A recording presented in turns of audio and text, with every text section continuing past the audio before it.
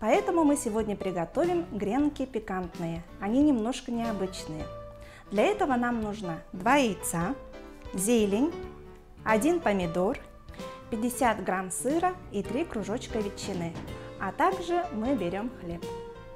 Сначала нарезаем ветчину мелкими кубиками.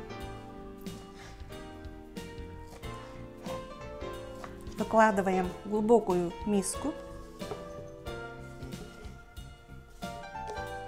Нарезаем помидор. Помидор тоже выкладываем в миску. Теперь сыр натираем на мелкой терке. Сыр тоже выкладываем в миску. В полученную массу мы добавляем 2 яйца.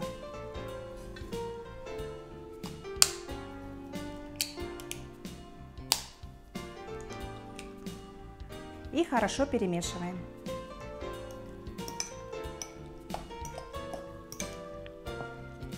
Начинка для наших пикантных гренок готова. Теперь нам нужен хлеб. Для этого мы берем кусочки хлеба любого и удаляем сердцевину.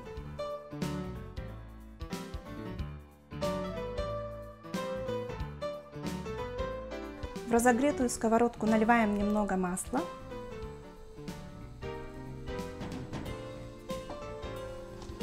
И кладем туда наш хлеб.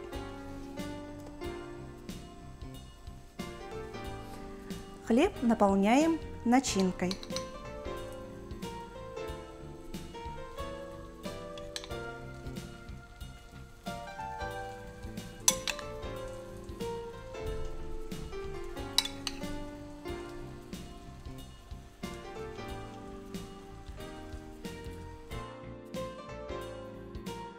Наши гренки обжарились с той стороны, теперь переворачиваем.